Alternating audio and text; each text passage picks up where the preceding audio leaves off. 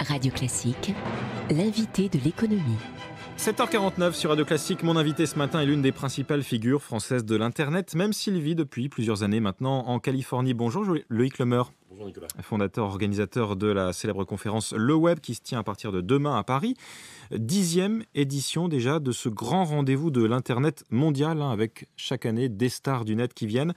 Qui viendra cette annest d'ailleurs? Première question. Cette année, on a, comme tous les ans, le meilleur de la Silicon Valley à Paris. C'est un petit peu ce qu'on fait. Tony Fadell, qui est un des créateurs de l'iPod, qui vient avec un objet connecté, Nest, c'est un thermostat connecté.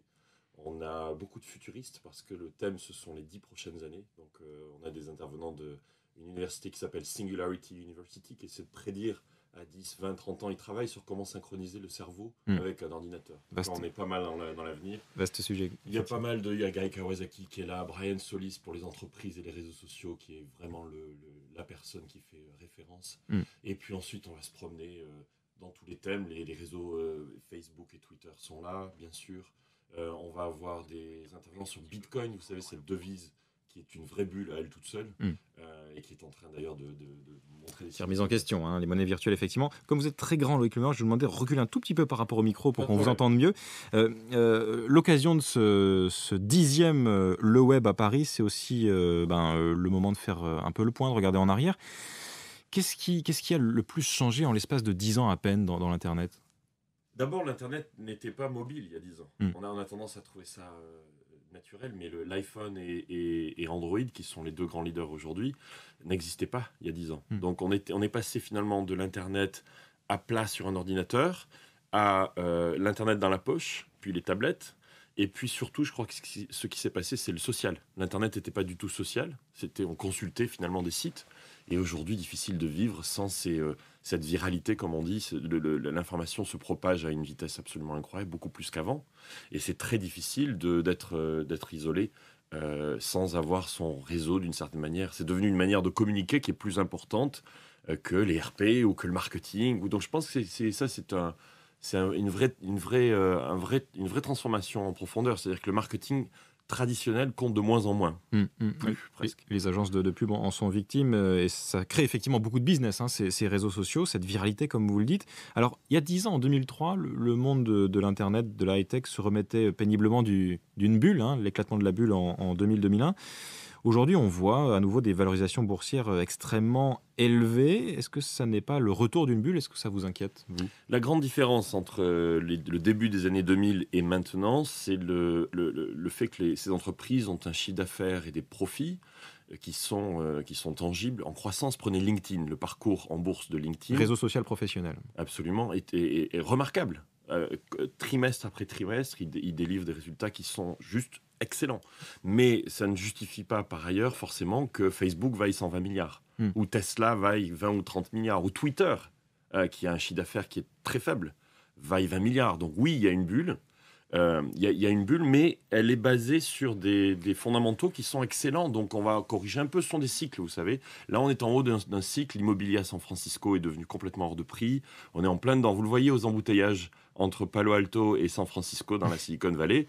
On a du mal à circuler en ce moment. Bon, ça va corriger. Bon, c'est un des points communs avec Paris, c'est rassurant. Et puis la leçon des 10 dernières années, Loïc Lemeur, c'est que le succès peut être très éphémère. Je pense à MySpace, à qui on avait prédit un avenir de réseau social mondial dominant. Il s'est totalement effondré aujourd'hui. C'est ce qui est extraordinaire dans cette industrie, si je peux l'appeler industrie, c'est que rien n'est jamais acquis. Si vous prenez Facebook a été remis en cause avec les plus jeunes par Instagram. Donc Mark Zuckerberg, le créateur de Facebook, s'est empressé de racheter Instagram pour $1 milliard. Kevin Systrom était d'ailleurs intervenant à le web avant qu'il le cède. Racheté, On a eu quelques success stories comme ça, comme Evan Williams, un des créateurs de Twitter, qui était sur scène à le web et qui n'y croyait pas, qui l'a dit sur scène en 2007. Il ne croyait pas à Twitter lui-même. Non, il ne croyait pas lui-même à Twitter. Il a réalisé après quelques mois que c'était important. Mais pour revenir là-dessus, aujourd'hui, Instagram, le challenger, c'est Snapchat. Vous avez dû voir. Ces photos éphémères qu'on prend et qui disparaissent au bout de quelques instants. Exactement, avec une offre de $3 milliards. On murmure d'ailleurs qu'il y a eu une autre offre de $4 milliards qui a circulé de Google. Et donc, en quelques mois, vous pouvez avoir un monopole comme celui de Facebook qui est remis en cause. Et ça, c'est extraordinaire. C'est-à-dire qu'il n'y a aucune autre industrie dans laquelle les places peuvent changer aussi vite. On parle pour les 10 prochaines années, et ça commence déjà en ce moment, des fameux objets connectés. Est-ce que c'est ce genre d'innovation qui va façonner l'Internet pour vous à venir? Oui, c'est la suite du mobile. Aujourd'hui, l'Internet est partout autour de nous, dans les poches, dans nos poches, dans les tablettes. On va l'avoir autour de nous partout. J'avais le plaisir de dîner avec Elon Musk, le créateur de Tesla, hier. Si vous conduisez une Tesla, il y en a une vingtaine en France, il me disait. Vous avez un écran qui fait la taille. C'est une voiture, pour préciser. C'est une voiture électrique. Voilà. Merci. C'est une voiture électrique qui est totalement révolutionnaire parce qu'elle est entièrement électrique. Et puis comme Elon Musk est un fou de techno, c'est un ancien créateur vraiment de start-up dans l'internet. Il l'a bourré de technologie. Vous avez notamment un écran qui est absolument immense, avec votre trajet, avec le trafic, avec les différents points électriques pour la recharger, parce que malheureusement, ça c'est l'autonomie. On manque de bornes, effectivement. Ouais. Mais donc, l'Internet dans la voiture, en permanence. Ensuite, vous avez les objets connectés à la maison, qui va être une énorme tendance, avec beaucoup de Français d'ailleurs, qui se lancent dans ce secteur-là, avec Cédric Hutchings de WeThings qui a une balance connectée. Vous allez avoir, je le disais tout à l'heure, Tony Fadell qui a un thermostat connecté. Donc, on peut contrôler à distance, grâce à Internet, la température chez soi. Oui, où elle se contrôle toute seule surtout. C'est-à-dire quand vous quittez, la maison devient intelligente. On en parle depuis longtemps, c'est réalité maintenant. Vous la quittez, puis tout simplement, le chauffage va être moins fort. On a un produit qui se lance, qui me plaît beaucoup, toujours dans la maison, qui est une petite caméra que vous placez en 2 minutes devant votre sonnette chez vous.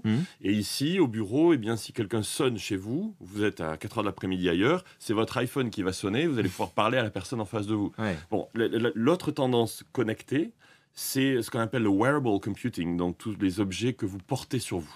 Alors évidemment, il y a les Google Glass, je les ai laissés à l'hôtel d'ailleurs, mais c'est pour l'instant anecdotique. C'est pour ça qu'elles sont à l'hôtel, mais je pense que elles vont disparaître. Elles vont être de plus en plus petites. Elles vont être intégrées aux pupilles quasiment. Ou dans vos lunettes. C'est-à-dire qu'aujourd'hui, elles sont un peu intrusives. Si je me balade j'ai pris le métro hier pour voir, les gens vous regardent pas mal. Ouais. Mais on a un t-shirt connecté qui mesure toute une série de paramètres sur votre corps. Donc on va porter des objets connectés.